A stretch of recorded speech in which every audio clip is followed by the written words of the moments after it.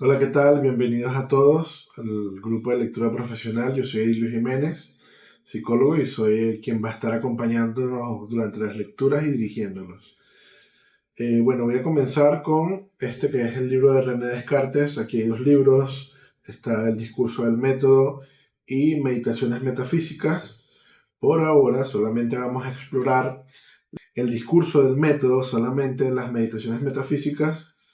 Podemos explorarlas después, pero vamos a comenzar con este. El discurso del método de René Descartes. Prefacio. Para bien dirigir la razón y buscar la verdad de las ciencias. Si este discurso parece demasiado largo para ser leído de una vez, puede dividirse en 6 partes. En la primera se hallarán diferentes consideraciones acerca de las ciencias. En la segunda, las reglas principales del método que el autor ha buscado.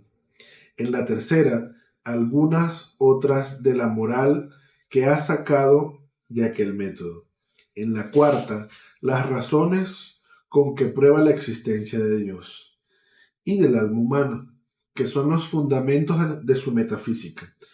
En la quinta, el orden de las cuestiones de física que ha investigado y en particular la explicación del movimiento del corazón y de algunas otras dificultades que atañen a la medicina. Y también la diferencia que hay entre nuestra alma y la de los animales. Y en la última, las cosas que cree necesarias para llegar en la investigación de la naturaleza más allá de donde ha llegado y las razones que le han impulsado a escribir. Hay una señalización. Este discurso se imprimió en Leiden por primera vez en el año 1637.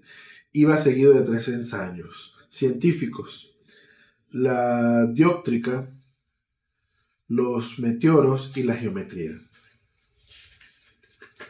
Primera parte. El buen sentido es la cosa mejor repartida del mundo, pues cada cual piensa que posee tan buena provisión de él que aun los más descontentizados respecto a cualquier otra cosa que no suelen apetecer más del que ya tienen. En lo cual no es verosímil que todos se engañen, sino que más bien todo esto demuestra que la facultad de juzgar y de distinguir lo verdadero de lo falso, que es propiamente lo que llamamos el buen sentido o razón, es naturalmente igual en todos los hombres. Y, por lo tanto, que la diversidad de nuestras opiniones no proviene de que unos sean más razonables que otros, sino tan solo de que dirigimos nuestros pensamientos por derroteros diferentes y no consideramos las mismas cosas. No basta, en efecto, tener el ingenio bueno. Lo principal es aplicarlo bien. Las almas más grandes son capaces de mayores vicios, como las de mayores virtudes. Y los que andan muy despacio pueden llegar mucho más lejos, si van por el camino recto, que los que corren, pero se apartan de él. Por mi parte, nunca he creído que mi ingenio fuese más perfecto que los ingenios comunes. Hasta he deseado muchas veces tener el pensamiento tan rápido, o la imaginación tan nítida y distinta, o la memoria tan amplia y presente como algunos otros. Y no sé de otras cualidades sino esas, que contribuyen a la perfección del ingenio, pues en lo que toca a la razón o al sentido, siendo como es la única cosa que nos hace hombres y nos distingue de los animales, quiero creer que está entera en cada uno de nosotros y seguir en esto la común opinión de los filósofos, que dicen que el más o menos es sólo de los accidentes, mas no de las formas o naturalezas de los individuos de una misma especie. Pero sin temor, puedo decir que creo que fue una gran ventura para mí el haberme metido desde joven por ciertos caminos, que me han llevado a ciertas consideraciones y máximas con las que he formado un método, en el cual paréceme que tengo un medio para aumentar gradualmente mi conocimiento y elevarlo poco a poco hasta el punto más alto a que la mediocridad de mi ingenio y la brevedad de mi vida puedan permitirme llegar. Tales frutos he recogido desde que este método, aún en el juicio sobre mí mismo, hago y procuro siempre inclinarme del lado de la desconfianza, mejor que del de la presunción. Y aunque al mirar con ánimo filosófico las distintas acciones y empresas de los hombres no hallo casi ninguna que me parezca vana e inútil, sin embargo, no deja de producir en mí una extraña satisfacción el progreso que pienso haber realizado ya en la investigación de la verdad, y concibo tales esperanzas para el porvenir. Entre sí las ocupaciones que embargan a los hombres. Puramente hombres, hay algunas que sean sólidamente buenas e importantes. Me atrevo a creer que es la que yo he elegido por mía. Uy, se apagó esto. Puede ser, no obstante, que me engañe, y acaso lo que me parece oro puro y diamante fino no sea sino un poco de cobre y de vidrio. Sé cuán expuestos estamos a equivocarnos cuando de nosotros mismos se trata, y cuán sospechosos debemos sernos también los juicios de los amigos que pronuncian a nuestro favor. Pero me gustaría dar a conocer en el presente discurso los caminos que he seguido y representar en ellos mi vida como en un cuadro, para que cada cual pueda formar su juicio, y así, tomando luego conocimiento por el rumor público de las opiniones emitidas, sea este un nuevo medio de instruirme, que añadiré a los que acostumbro emplear. Mi propósito, pues, no es enseñar aquí el método que cada cual ha de seguir para dirigir bien su razón, sino exponer el modo como yo he procurado conducir la mía. Los que se meten a dar preceptos deben estimarse más hábiles que aquellos a quienes los dan, y son muy censurables si faltan en la otra cosa más mínima. Pero como yo no propongo este escrito sino a modo de historia, o si los preferéis de fábula, en la que entre modos de historia y ejemplos que podrán imitarse, irán acaso otros también que con razón no serán seguidos. Espero que tengan utilidad para algunos, sin ser nocivo para nadie, y que todo el mundo agradecerá mi franqueza. Desde mi niñez fui criado en el estudio de las letras, y como me aseguraban que por medio de ellas se podía adquirir un conocimiento claro y seguro de todo cuanto es útil para la vida, sentía yo un vivísimo deseo de aprenderlas. Pero tan pronto como hube terminado el curso de los estudios, cuyo remate suele dar ingreso en el número de hombres doctos, cambié por completo de opinión, pues me embargaban tantas dudas y errores que me parecía que procurando instruirme no había conseguido más provecho que el de descubrir cada vez más mi ignorancia. Y sin embargo, estaba en una de las famosas escuelas de Europa, el Colegio La Flèche, dirigido por los jesuitas, en donde pensaba que yo debía,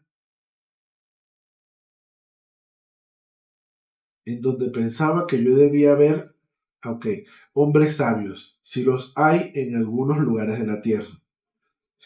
Allí había aprendido todo lo que los demás aprendían, y no contento aún con las ciencias que nos enseñaban, recorrí cuantos libros pudieron caer en mis manos referentes a las ciencias que se conocían como las más curiosas y raras.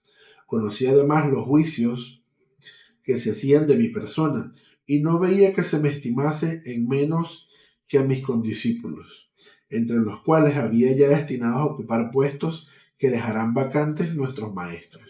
Por último, parecíame nuestro ciclo tan floreciente y fértil en buenos ingenios como haya sido cualquiera de los precedentes, por todo lo cual me tomaba la libertad de juzgar a los demás por mí mismo y de pensar que no había en el mundo doctrina alguna como la que se me había prometido anteriormente. No dejaba por eso de estimar en muchos de los ejercicios que se hacen en las escuelas.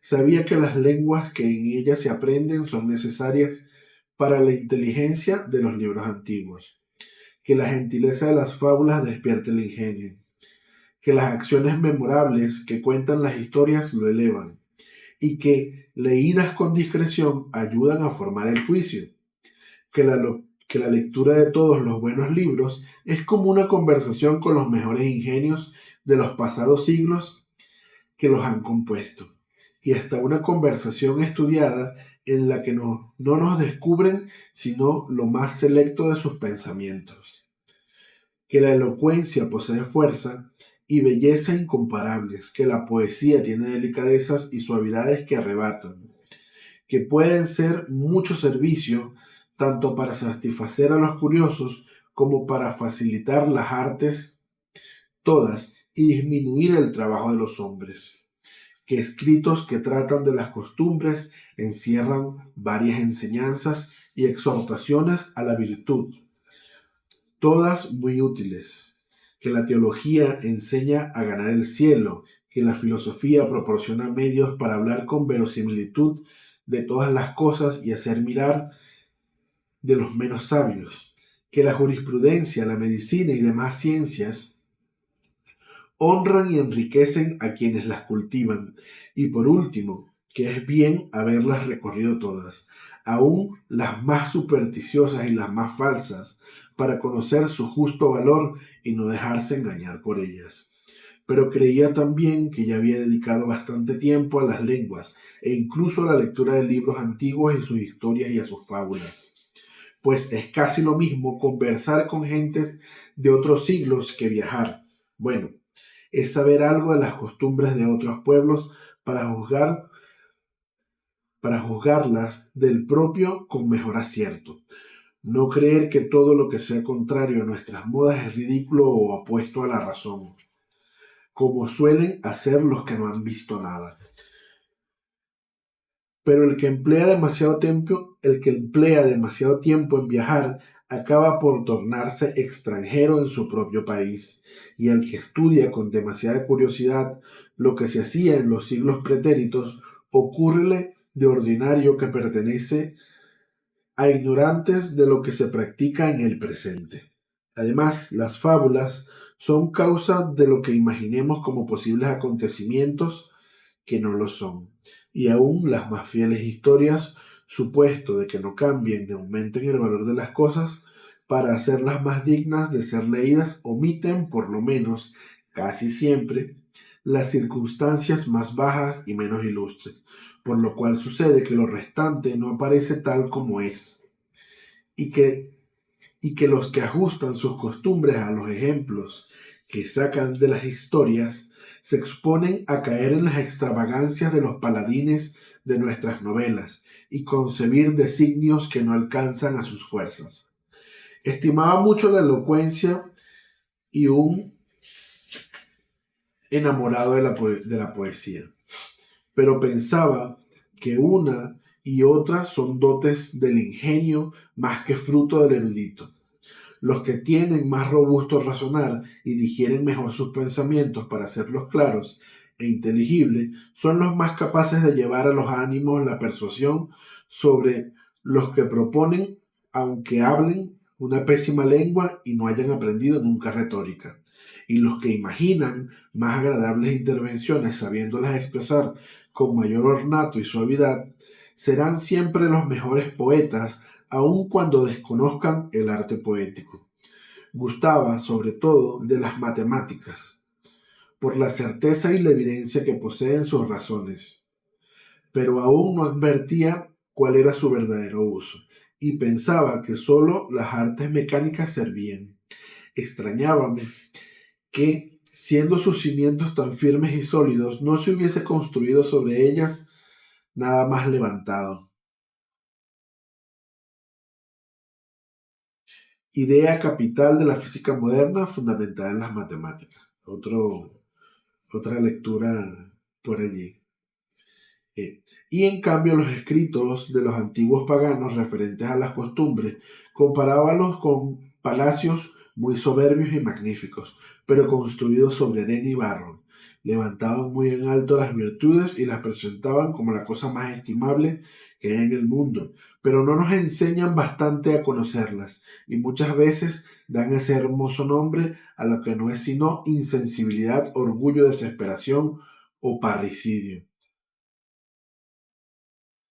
Profesaba una gran reverencia por nuestra teología y, como cualquier otro, pretendía ganar el cielo, pero habiéndolo aprendido como una cosa muy cierta, que el camino de la salvación está abierto para los ignorantes, como para los doctos, y que las verdades reveladas que allá conducen están muy por encima de nuestra inteligencia. Nunca me hubiera atrevido a someterlas a la flaqueza de mis razonamientos, pensando que para cometer la empresa de examinarla y salir con bien de ella era preciso alguna extraordinaria ayuda del cielo y ser, por lo tanto, algo más que hombre.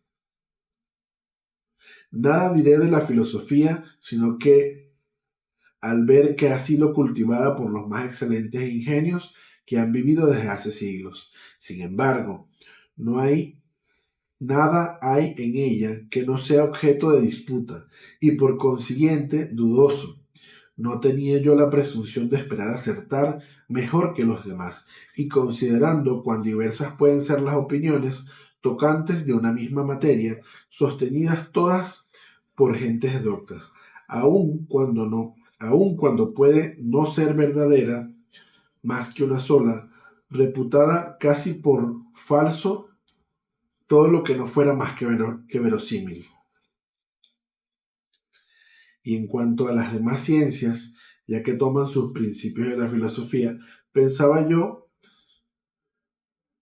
que sobre tan endebles cimientos no podía haberse edificado nada sólido, y ni en el honor ni en el provecho que prometen.